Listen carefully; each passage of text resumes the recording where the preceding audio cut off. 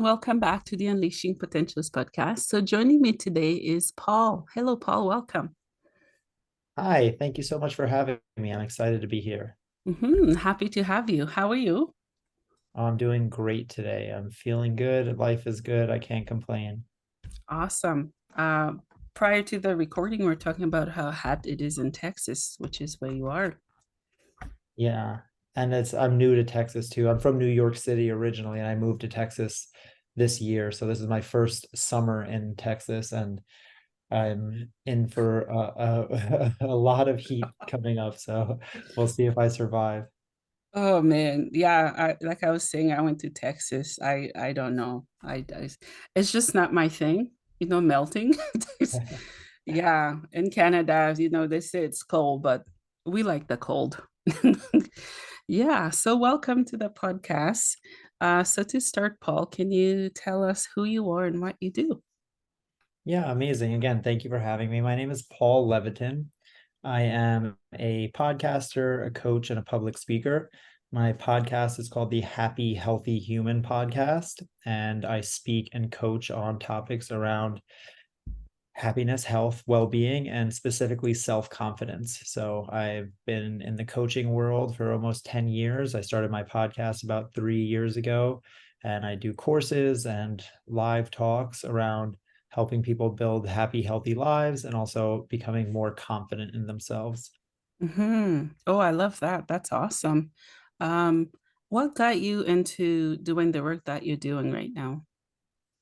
Yeah, so I started actually as a personal trainer in fitness. So I worked at a gym. That was my first job out of college. And I started doing personal training.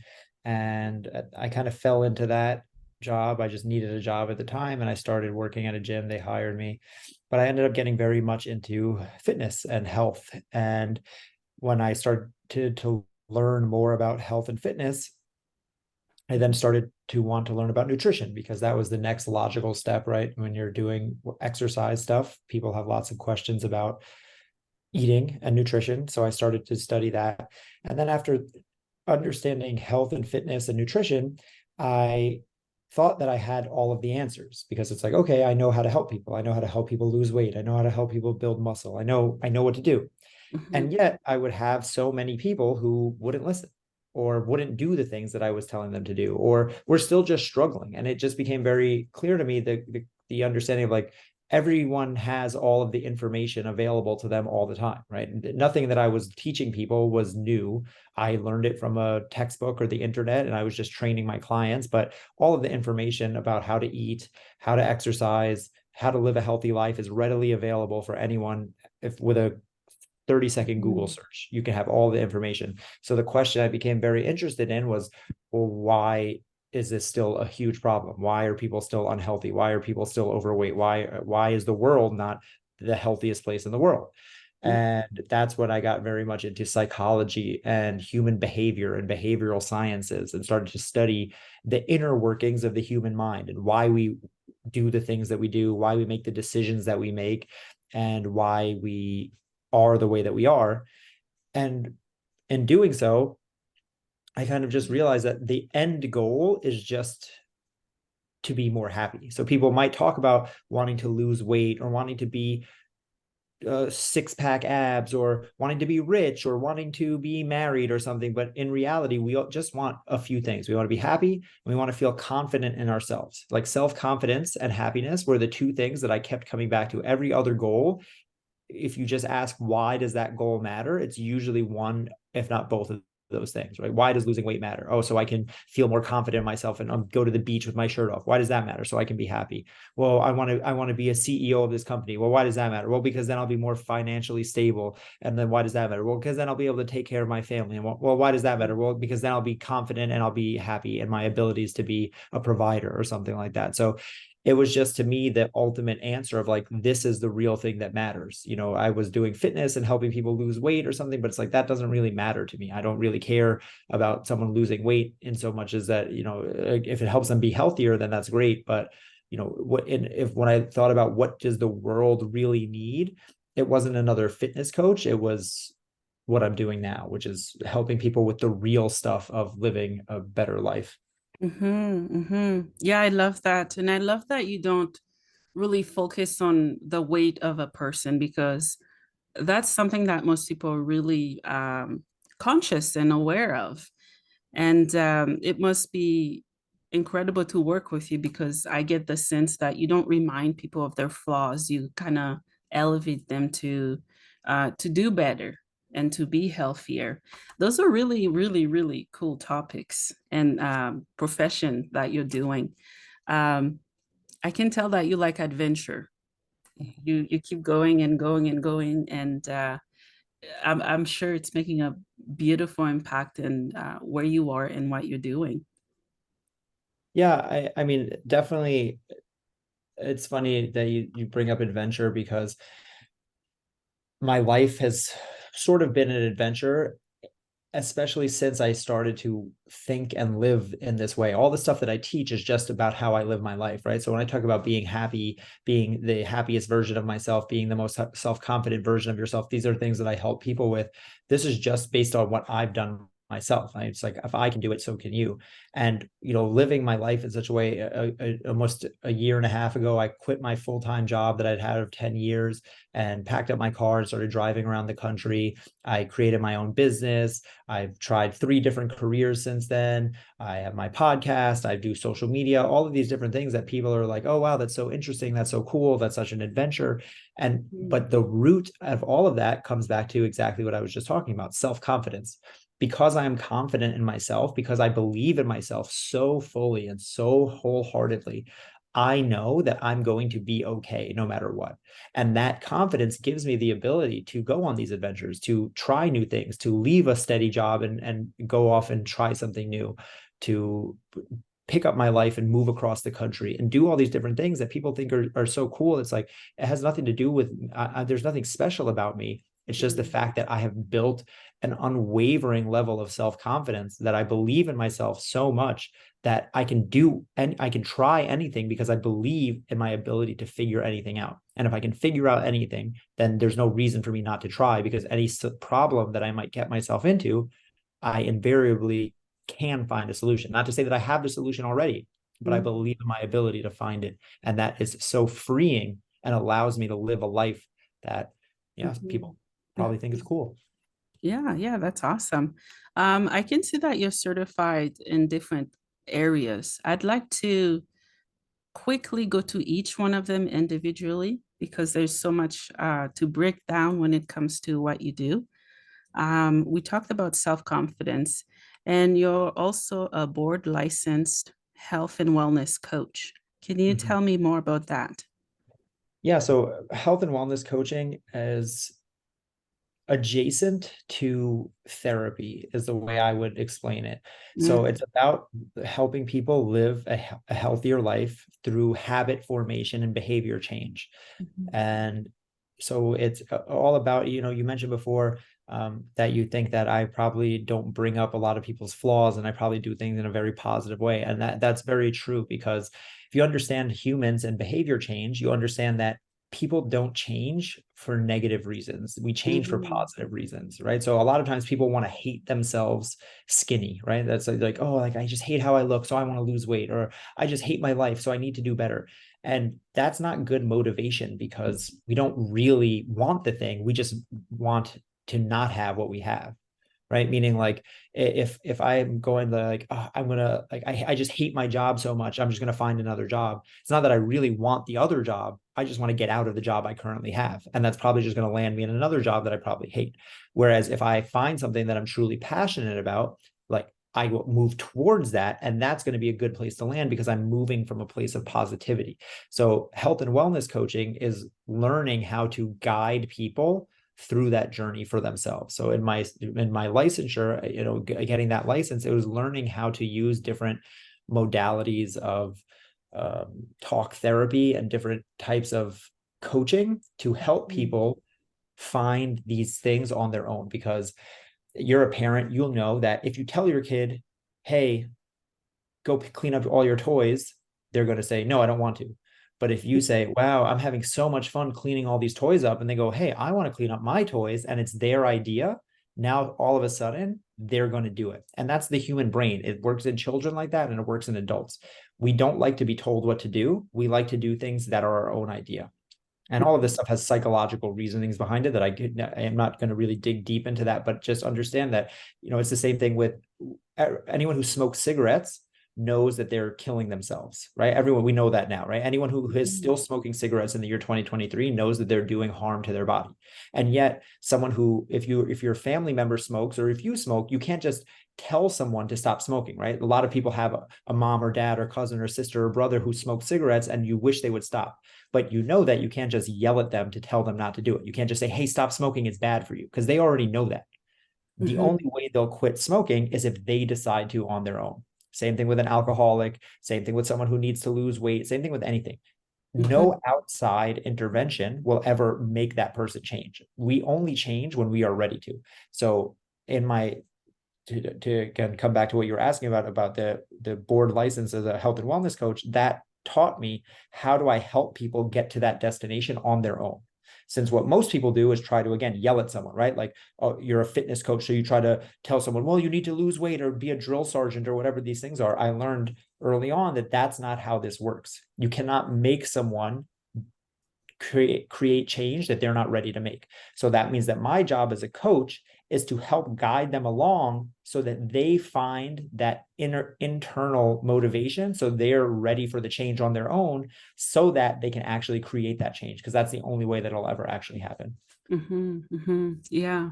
I love that you go past the fitness part, because that's what people do struggle with. It's, their mentality, how they think of the different struggles that they have.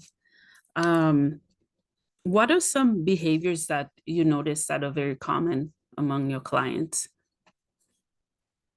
I mean, there are a few key things. Again, the reason I like, right, you keep saying like a go past fitness, and it's true, right? That's why I don't do fitness coaching anymore, because I want to go deeper than that. Because I think that if you, it's, do you ever hear the analogy of like peeling back the layers of the onion or something like that? It's like fitness is on the top layer, then nutrition, then weight, and all this stuff. But if you keep peeling back the layers, what we get to is just change, right? So whether it's losing weight is hard, saving more money is hard, quitting smoking cigarettes is hard, starting to get more steps is hard.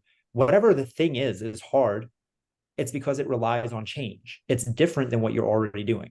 If I'm used to a certain routine and I want to change that routine in whatever realm we're talking about, again, whether it's about fitness, whether it's about business, whether it's about relationships, whether it's about parenting, it's going to be challenging, because the human condition is to go with the flow, to accept the status quo and just keep doing it. If it's already what I'm doing, I'm always going to choose that 99 out of 100 times over trying something different.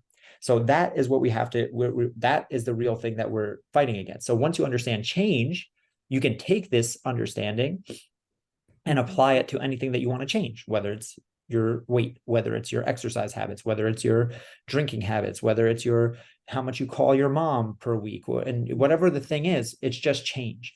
So understanding change, I can see that most people are most common to self-sabotage themselves. Meaning, what did I say right in the beginning? Everyone knows how to lose weight. So why aren't we losing weight? So if you understand that I have all the answers and no one is stopping me, the only thing that could legitimately be stopping me from getting to that thing is myself. And again, this is the same. This is what literally everything is, and this is where we have to start, because people want to make excuses all the time. I don't know how. I don't have time. I don't have the resources, and it's like none of that is true. Again, I don't know how is not true, because we have the internet. Google will teach you anything. Doesn't matter what. Again, if you want to build a car from scratch, you can go on YouTube and you can watch a guy do it, and he will teach you how to build a car or an airplane or anything from scratch. Literally there's no, so lack of information is no longer a valid excuse for anything. It's just not. So we have to get that out of our brain. So again, whatever your thing is, if you're saying I don't know how, automatically that's self-sabotage, because you're lying to yourself, right? Not I don't mean like, I'm not trying to be mean. I'm not trying to say people are lying. I'm just saying like you're viewing things in the wrong way, because the information is out there. So now you might say I don't have time. Okay, that's fine. So what you're saying is now, again, if you're saying you don't have time, you're saying that you're choosing whatever else you're doing over doing this thing. So if you're saying I don't have time to work out because I have kids, that's fine. That might be the truth, but you're choosing to take care of your kids over exercising. And that's an okay choice to make, right? But we have to Mm. just be honest with ourselves, because then what we can also change that. We can say, if I do want to exercise, what would that look like if I had to delegate some of my kids' time 2 hours a week to a babysitter, to my mom, to my brother, to someone else, a day, an after school program, so that I could exercise. And we start to take the excuses off the table. And when we take excuses off the table and realize that no one is in control of our destiny except for us, that's when we can at least start to have a chance to solve some of these bigger issues in our lives. You're right. Oh boy, it's been a while since I've interviewed someone that thinks exactly like I do. Because that's how I view things as well. I think we make time for what's important. And you're right. It's not being mean, you're being truthful.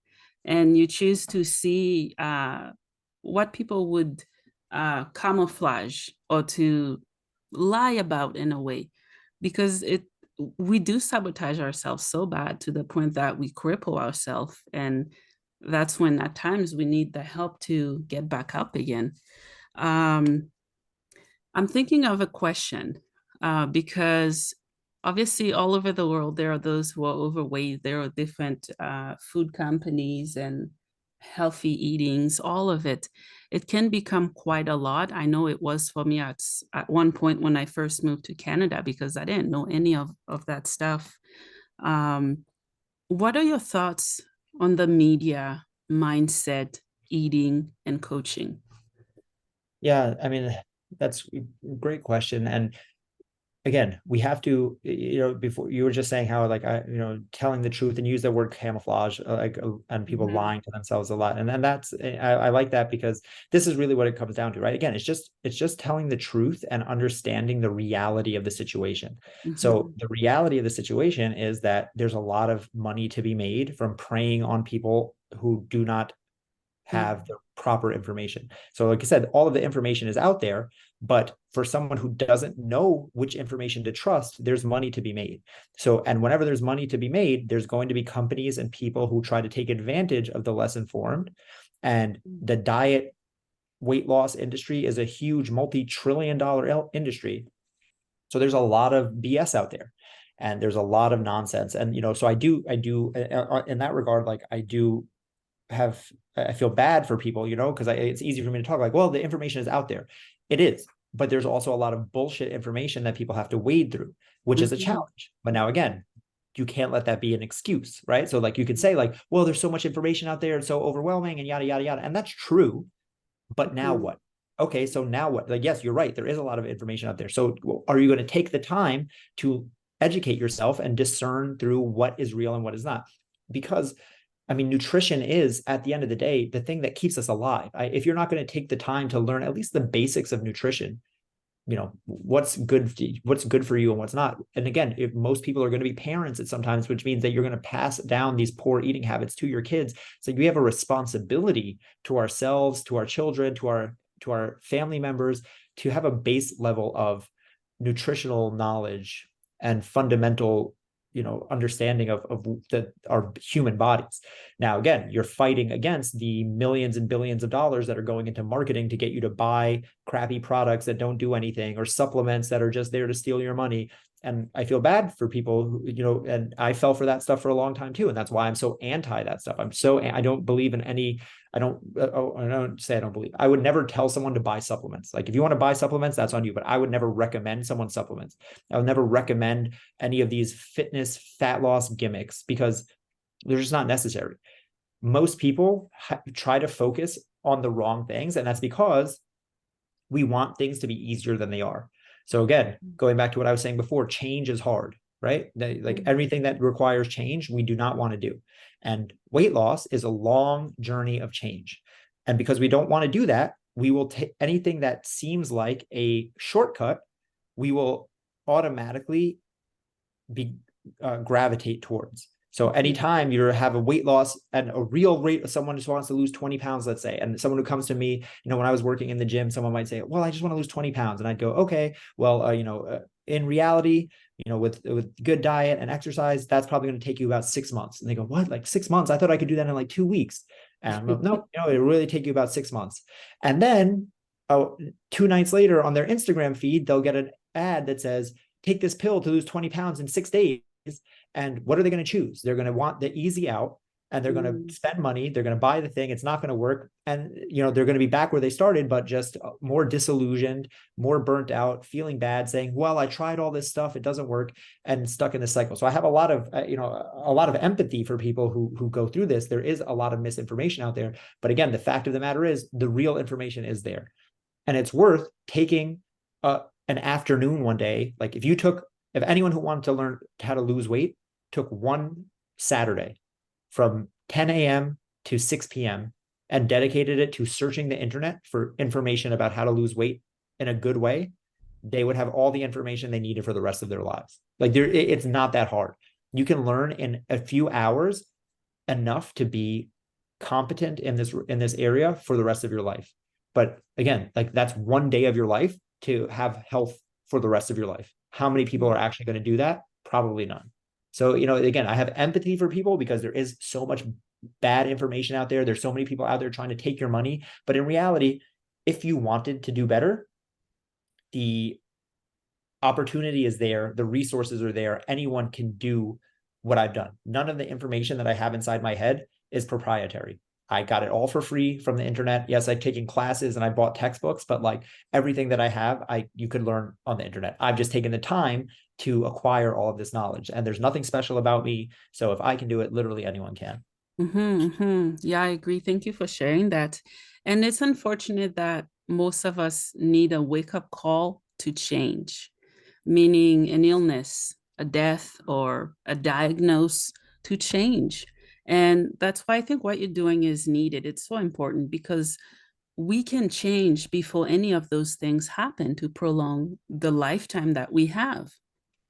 And yeah, it's like it's an illusion. That's what I'll call it. I don't believe in the whole dieting stuff and all the commercials and whatnot, but it's very sad that the way it impacts people, especially youths or just people who want to be or to want to not be, to look like somebody from the magazine covers and all of that. Um, I'm gonna speak for myself. As a mom, weight loss and weight gain and body image, I know I'm not alone. I've suffered with that for the longest time because looking out, what I was seeing wasn't what I was looking inward at, if that makes sense. Um, and you're talking about food. I didn't know how to read food labels for the longest time. Again, I could have made the time, I just didn't understand it. So I had to go see a dietitian, someone who can read and understand what it all means, just to know how to read it. What are your advice or thoughts on what I said? Let's say someone's from a completely different country. They're used to eating whatever that's there to survive. And then they come to a wealthy country. When I came to the store for the first time, my brain just exploded. I'm like, what is this? I'm used to having fresh goat milk, right? I lived in a farm and fresh Yeah. vegetables. And then I'm like, why is it frozen? Why is it in a can? I still can't eat canned food. But what are your thoughts? What would you say to someone who just came to, I don't know, a different country, wealthy country with all the labels and all of that? Right. Right. Yeah. I totally understand what you're saying. And again, exactly that, right? It's a foreign language, right? Yeah. Reading nutrition labels is a foreign language. And the sad reality is the whole system has to be revamped. Like there's no reason that kids aren't taught how to read nutrition labels in school, right? This is such a huge part of our world that we need to know and understand this again. And it's been a secret kept by the food industry for years to keep people stuck. Again, that you have to understand that all of this is, and none of this is done on accident. It's all done on purpose. People, these labels are made in such a way to be confusing, and they're made in a way to make you think certain things are healthy. And they use buzzwords like whole grain and whole wheat and sugar free to make something appear healthy, even though it's not. So there's tons of, again, there's tons of stuff working against everyone. So again, I have empathy and I totally understand. But exactly like you said, you went to a dietitian and you learned. You can, again, even easier than that, like I said, look up YouTube how to understand nutrition labels, and in 30 minutes you will understand it. That's my only point is that, this stuff, I'm not telling you or you or anyone that you should know how to understand the inner workings of the digestive system and how it breaks down food Yeah. into carbs and proteins and stuff like that. Like, we don't have to go that far, but to just understand how to read a nutrition label so that you can make the best decisions for yourself and your family, I think that is a worthwhile thing that is worth putting 30 minutes or an hour in for, again, for your entire life. You do it once and you have that knowledge forever. And again, people don't like, I understand I'm saying this from a place of like, hindsight is 2020 and it's easy to say for me, but this is the reality that we're in. And, you mentioned, looking at, other people and, as a parent, social media, all this stuff, everything has an effect, right? I'm not disregarding any of that. The fact that, again, all of this comes back to human evolution, and we are not evolved to live in the societies that we live in. So again, like you just said, we evolved to live on in a village with a farm, and where you drink milk from an actual goat or a cow, and you eat the vegetables that are native to your village, and you have meat a couple times a week when it's whatever. And like, that's what the human body is meant to do. Oreos and Twinkies and McDonald's milkshakes and stuff are not natural. They're not, our human body is not adapted to eat these things or to understand what they are. Meaning, when you eat a salad or you eat a piece of corn, your body understands what's going into it and how full it needs to be and when you need to stop eating. When you're eating Oreos, your body doesn't understand that there's 400 calories in 4 tiny little Oreos. And then because of that, it's very easy to overeat. So we have to be proactive about this stuff. That's what I'm saying. Your brain is being tricked. And it's the same thing with social media, with comparison. Again, if you lived in a village before the internet, you might only know 30, 40, 50, 100 people. You might meet 200 people in your entire life in passing. Now we live in a world where our phones are connected to 1 million people at once. So you're scrolling past all of these people, different shapes, different sizes, plastic surgery, filters, all of this stuff. And it's like the human brain, again, was never meant to understand or really grasp the vastness of what is going on here. So there's a mismatch between what is actually happening inside of us and the world that we live in. And it's a system that we are not built to win in. And because of that, we have, the only way to win is to be proactive. Like, if we just accept all of these things, we will lose 100% of the time. If you just say, well, like, I don't know what to eat, so I'm just going to eat whatever, you're going to lose. If you just say, well, like, I don't know how to function, like make my brain function with all of this extra input, and like, then you're going to lose. So the unfortunate reality is, this is the reality that we're living in. And the question is now, what are we going to do about it? And that answer is to just educate ourselves on all of these different topics. Yeah. Yeah. And I'm also hearing that, education it's not a bad thing to learn. At times people think when they have to learn something, that makes them less than because they didn't know. And sometimes we can get trapped into that because it's in the unknown that we can know. Yeah, as you were saying, education. Also, I checked the government website. We have one here. I don't know what it's like in the States. Um, we have different sections and categories. So under health, they have everything laid out. How much you need a day, fruits, vegetable portion, kids, adults, all of it. So that's where I also went to learn more. Yeah, I love that you're talking about social media as well. My gosh, if I could not go on social media, I would. I have to set strict time when to cut off my phone and social media. But yes, it does have quite the impact, and it's bigger than we ever think or know. Yeah, and exactly that, right? You have the resources, whether it's government resources, whether it's just Google searching, whether it's YouTube, like the resources are there.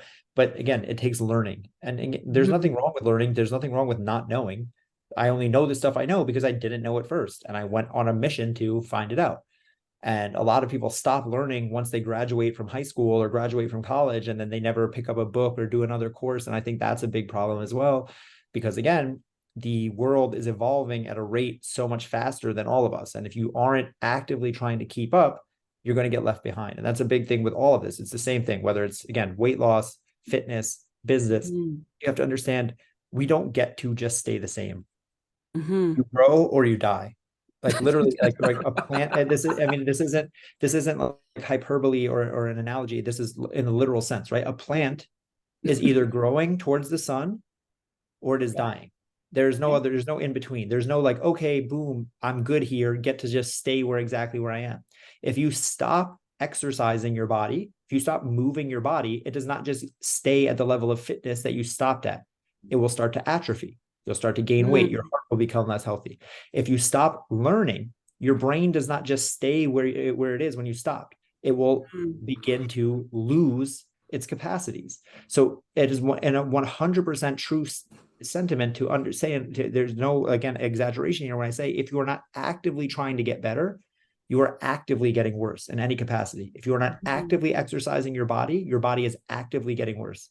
If you're not actively exercising your brain is actively getting worse. And when you understand it that way, to me, it's a binary decision. That means either I'm getting worse or I'm getting better. So a lot of people think it's the option is I get to stay the way I am or I get better. So they go, well, getting better is a lot of work. I can just stay how I am and I'm okay with how I am. But that's not an option that's actually on the table. The option is, do I work hard to get better or do I accept how I am and actively get worse? And to me, I'd rather work hard and get better than accept getting worse all the time. Yeah, you're right. And the people like that, I give them tough love because I'm not in the same space or place that they are at. They can easily get under my nerve because for people who doesn't want to do the work, they want instant result. They feed off weighing others down who are trying to move forward. And that's why I love that you also work with the mind because it's all connected. That's what I always say. It's so connected. Um, so what are your core values and visions for what you do, let's say in the next few years? It's interesting. My core values are just to live a good life. And that's really it. I know that if I live a good life, Mm-hmm. and when I say a good life, I just want to do my best to live my life. People talk about having an impact or leaving a legacy. Like I don't think about any of that. I don't think about what my impact or what my legacy will be, because I know that if I live a good life, inherently I will have impacted other people. And that's all I need to do. So that means all I have to focus on is myself and living the best life each day that I can. And if I do that, that entails going on podcasts like this, where hopefully someone will listen and be impacted by it. And that entails working with clients. And that entails doing my podcast where, again, people will listen and be impacted by it. So I don't have to have big goals about anything. Like I literally just want to live my life the best way I can and let that rub off on whoever it does. Yeah, I love that. Bigger doesn't always mean better. That's what I try to get across to people who wants to, yeah, all of us wants to be rich, but once we're rich, we have a big home, the cars. Where is the happiness coming from? Is it from materialistic stuff, or is it from the heart, the body, or a sense of longing or belonging, if that makes sense? Yeah, I love that, what you just said. It's not, obviously, you're helping people. It's not to, I'm trying to find the proper word. It's not to be flashy. It's coming from a very true place, if that makes sense. Yeah, I mean, it's just something that I've understood, I've learned and kind of come to grips with. Again, it doesn't, the best thing that we can ever do for the world is be the best version of ourselves. So if I'm the best thing that I can do for my girlfriend, for my nephew, for my mom, for my sister, is be the best version of me. And the best version of me will be able to show up for them the most powerfully. And if everyone was the best version of themselves, the world would inherently be the best place. That's like that. It just logically makes sense. So the reason that's so important and so powerful is because then I don't have to focus on anything else. It doesn't matter what happens around me. If I'm only focused on being the best version of myself, if everyone does that, we will all be better. A rising tide raises all ships. If I'm better, you're better. If you're Mm-hmm. better, I'm better. And now everyone gets to be the best. And I don't have to worry about, well, what is Susie thinking? What's my boss doing? What's it, what, blah, blah. Like, I don't have to worry about any of that. I just have to worry about living my life the right way. And if I do that, everything else will work out. Yeah, I love that. So who is a person that has made a great impact on your life that kind of carried you through your journey in career? I mean, that's an interesting question. It's not really so much any person that I know. It's more Mhm, about the resources that I've learned from, a lot of books, a lot of podcasts, a lot mhm, of coaches and things like that that I've worked with, because that's kind of what I've built this out of. Again, this is mhm, none of these thoughts are my own unique thoughts, but they've all been pieced together from 100 different places, from the hundreds of mhm, books I read and thousands of podcasts that I've listened to. I've pieced this all together. So it's not unique in the sense that like everything came from someone else, but it is unique in the sense that like I put the puzzle together myself. mhm, So there's lots of people have helped me on the way, lots of books, lots of resources have helped me on the way, but it's a unique amalgamation of all those things that has allowed me to reach the point that I am at now. mhm. Sorry, I'm just gonna grab the doorbell. The landlord's here. I'll No be back. problem.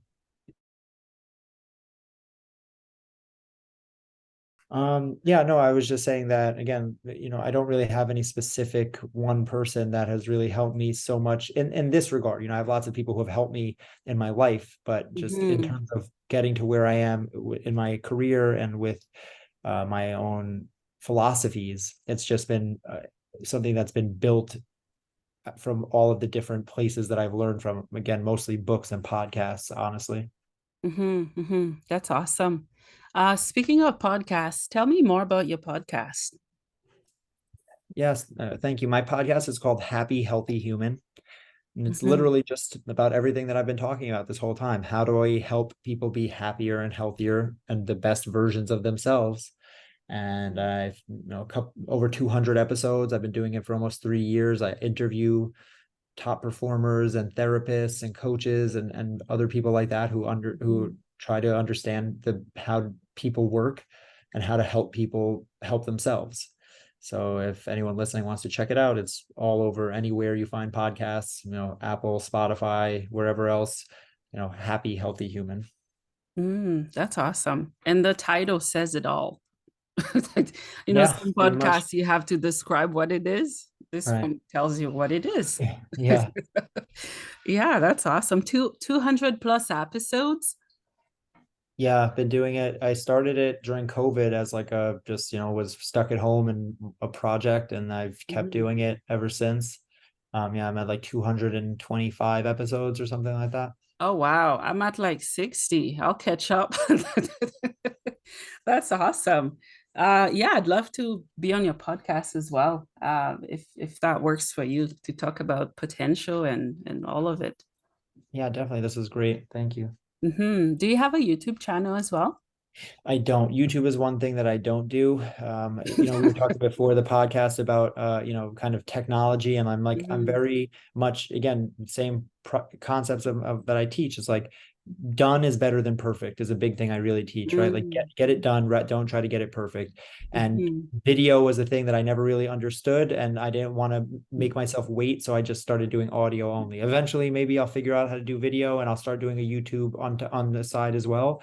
But mhm. like it's just right now, all I have the mental bandwidth for is audio, and that's fine. Oh, that's nice. I didn't start doing video for a while. It's a lot of work. I think some people don't understand how much work goes into even one episode. Yeah. Um, I'm grateful I have the time to do it, but yeah, it takes a lot of dedication to keep one going. Yeah. So yeah, my next question, what is your source of motivation? What motivates you? And again, exactly what I just said about Mhm, being the best version of myself. I don't really need motivation beyond that. I don't, like I was just saying before, I know if I understand that I can either get better or get worse. And my goal is to become the best version of myself and live my life in such a way that I'm the best version of myself all the time, then I have to be getting better. It's just, it's not a choice Mhm. anymore. It's like, if I'm not, then I'm actively choosing to get worse. And that's going against my one core value, which is Mm. to live a good life. Yeah, yeah. What does personal growth means to you? Because I know it means something else to everybody individually, but for you, what does it mean to you? I mean, it's just improvement, Mm. mentally, physically, emotionally, just again, getting better. Nothing doesn't have to be revolutionary, but slight improvement. The whole 1% better every day or something like that. Just working to better Hmm. yourself in some capacity, I think is important for everyone. Hmm. Yeah, I love that. Paul, give me a scenario if you're working with a client for the first time and they've never worked with anyone in your profession. How would you guide them?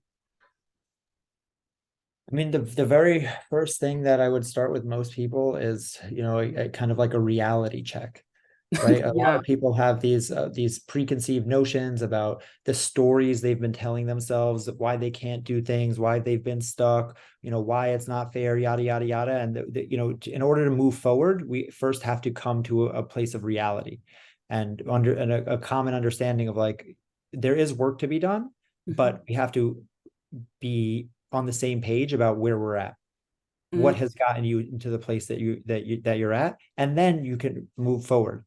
And a lot of times that's coming to grips with the fact that I've been getting in my own way, I've been giving up on myself, I've been quitting too soon, and a lot of things like that. And then when we see that's the thing that's been holding you back, now we can move forward and we can see when we're about to quit on ourselves, like, oh, this is me repeating cycles of self-sabotage. Oh, this is me about to quit on myself again. That's the thing that stopped me last time. Let me not do that.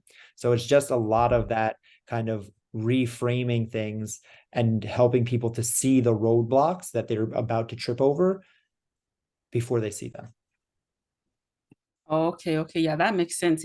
Reality check. Most of us don't want one. And oh man, how do you get through to those people who just they won't give in or give out? It's hard Yeah. for them to adjust, to change, and to do Right. Yeah. things differently. Well, the thing is, kind of going back to what I was saying in the beginning, that like some people aren't ready to change, and that's okay. And that's the thing, like you can't, like I was saying before, you can't force someone to change. So some people, they're like, well, I want the thing, but then when you tell them the reality of what it takes to get the thing, they're not ready to do it. Right? There's someone's Mm. like, well, I want to lose 100 pounds. It's like, well, to lose 100 pounds, you need to stop drinking alcohol, you need to start working out, you need to stop eating sugar, blah blah blah blah blah, all these different things.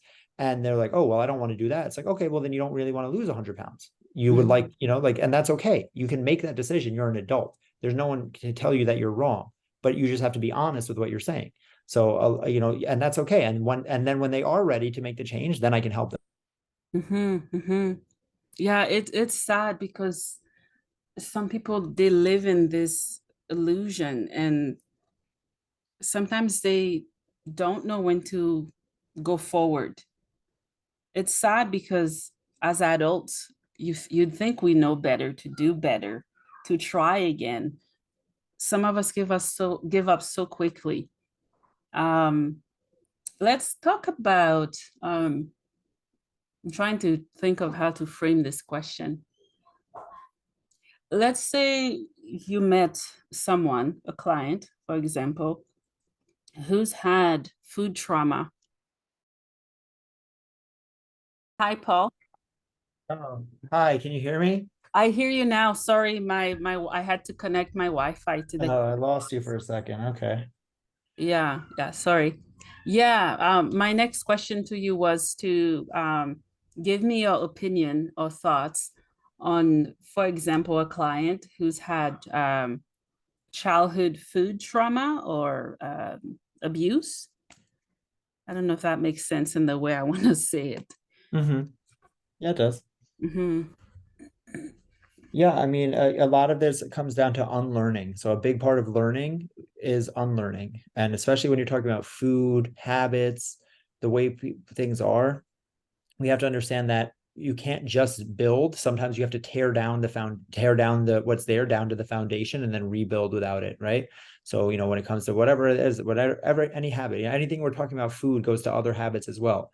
Any habit that's very deeply ingrained in us, you can't just change it. You have to unwind the old bad habits and understand where they came from so that you don't keep falling into the same patterns over and over. So someone who has had weird food stuff growing up, right? Like a very common one is parents always told us to clean your plate, right? No, never leave any leftovers.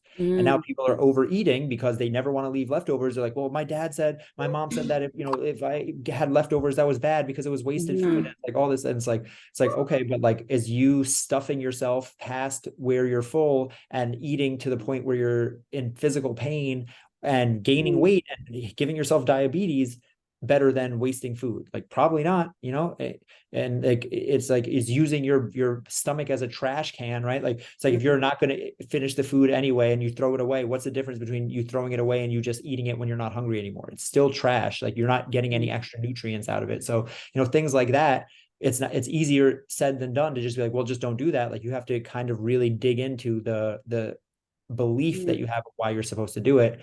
And again, that's kind of what working with a professional is about. mhm, mhm. Yeah. Yeah, and it can be a very dark place for people who have experienced that, because that is a form of trauma.